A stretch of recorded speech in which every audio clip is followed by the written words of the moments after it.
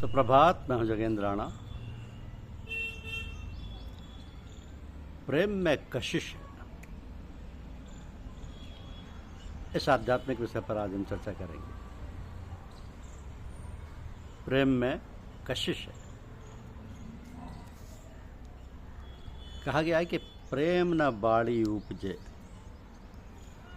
प्रेम न हाट बिकाए, राजा प्रजा जही रचे, शीश दे ले जाए।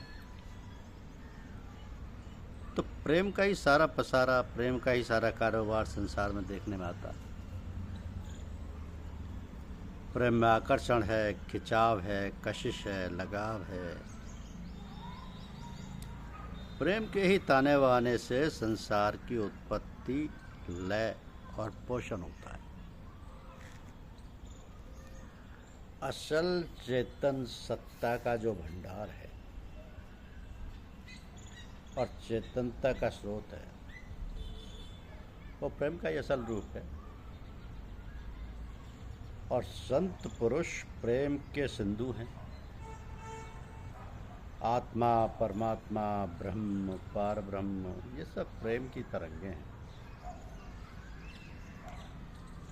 और जीव प्रेम की बूंद है। सब में प्रेम ही ओतप्रोत है।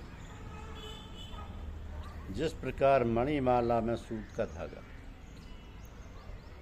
सभी मणियों में चाहे छोटी हो, बड़ी हो, लाल, पीली, काली, चाहे जिस रंग की हो, लकड़ी, धातु अथवा कांच की या प्लास्टिक की मणियां हों, सूत के धागे में ही गुथी, बिधी और अटकी लटकी रहती हैं।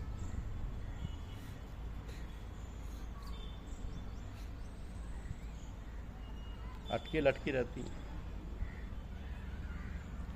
कहने का तात्पर्य ये है कि सूत जिस प्रकार सब और सभी प्रकार के दानों को अपने में पिरोए हुए, सबको अपने में लिपटाए हुए, सभी को साधे हुए है, उसी प्रकार प्रेम के ही सहारे, प्रेम के अधीन, प्रेम के ही संग संग सारा पसारा, उसका सारा व्यापार चलता है। सो वो प्रेम कैसा है, कोई कह नहीं सकता, अनिवर्चनीय है। जैसे गूंगा आदमी स्वाद का वर्णन नहीं कर सकता, कभी कहता है कि प्रेम की कहीं खेती नहीं होती है। जिस चीज़ की कहीं खेती होती है वही बाजार में बिकने आती है।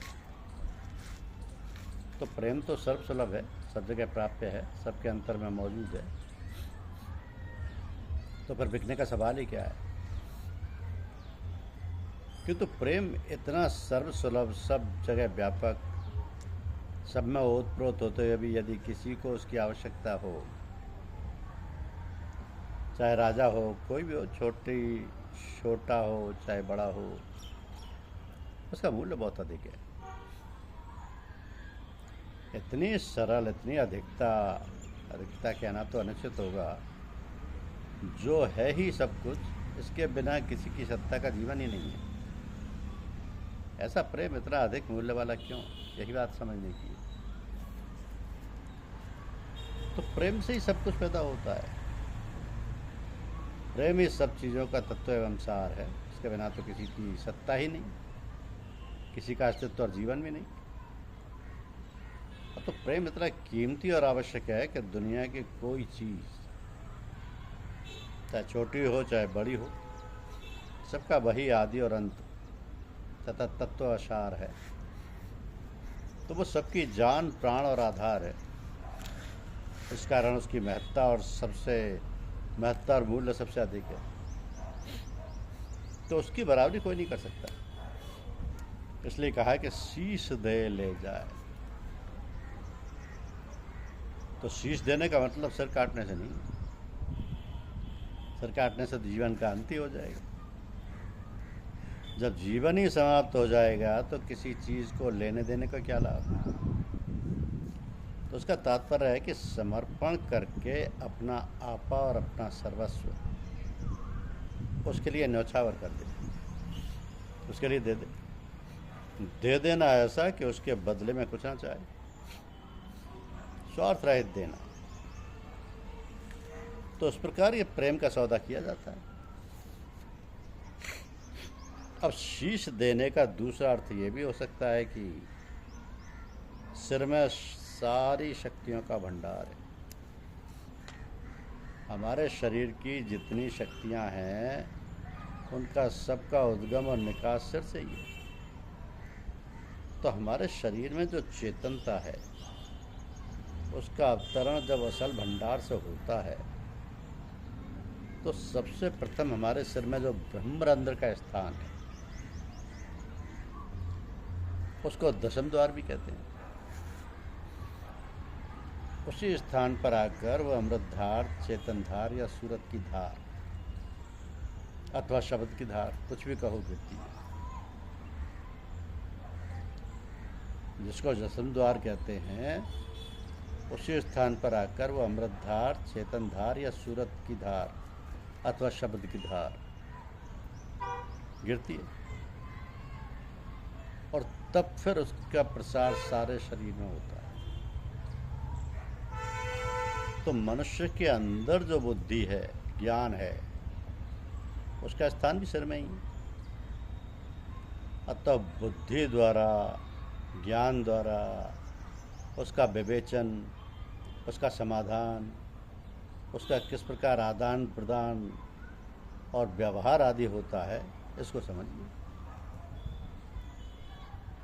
सिर इस शरीर का अधिपति है और इसके बिना शरीर का कोई मूल्य नहीं। तो सिर देने का मतलब ये भी है कि इसको समझो कि अपनी विचार शक्ति और बुद्धि के विवेचन द्वारा ज्ञान प्राप्त करना है कि प्रेम क्या है, कैसा है, कहाँ है, इसकी प्राप्ति कैसे हो सकती है। इन सब बातों का निश्चय हो सकता है। इसी कारण कहा है कि शीश दे ले जाए। तो प्रेम के लेने में कोई प्रतिबंध नहीं है कि गरीब हो या अमीर, ये तो सौदा है। जो इसकी कीमत अदा कर सके वही ले जा सकता है। कीमत तो हर चीज़ की वही लगा सकता है जिसको चीज़ की परख हो, जो उसको गुणों को जानता समझता हो, वही मोल लगा सकता है। तो एक साग पात बेचने वाला मणि के मूल्य को क्या जान सकता है यदि उसका ज्ञान केवल साग पात तक ही है। इस प्रकार वो प्रेम है जो अनमोल है, इसी से सबकी उत्पत्ति है। तो जो इससे उत्पन्न है वह उसकी कीमत को, इसके पूर्ण गुणों को, उसकी असल सत्ता को कैसे आंक सकता है? कैसे जान सकता है? वो तो जानने के प्रयास में जब उसके पास पहुंचेगा तो वहीं पर विलीन हो जाएगा, लय हो जाएगा, गुम हो जाएगा और खो जाएगा और खो जाएगा। तो प्रेम से ही सब कुछ पैदा होता है। प्रेम ही सब चीज़ों का तत्व एवं सार है। उसके बिना तो किसी की सत्ता ही नहीं, किसी का अस्तित्व और जीवन भी नहीं।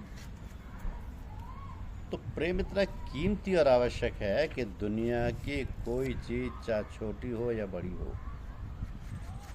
सबका वही आदि और अंत तथा तत्व व सार है।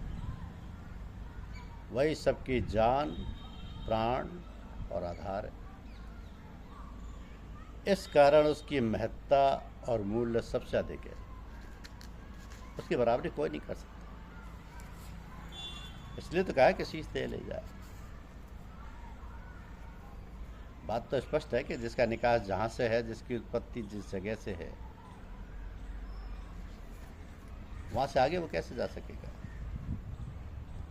वह तो वही जाकर लय हो जाएगा क्योंकि वहीं से पैदा हुआ है। तो जानत तुम्हें तुम्हें है जाई, जानत तुम्हें है जाई, बाली बात यहां पर आकर सच होती है। तो ऐसी है प्रेम की सत्ता और महत्ता। प्रेम सबके लिए समान है। प्रेम के लेने में कोई प्रतिबंध नहीं, गरीब हो या अमीर। धन्यवाद।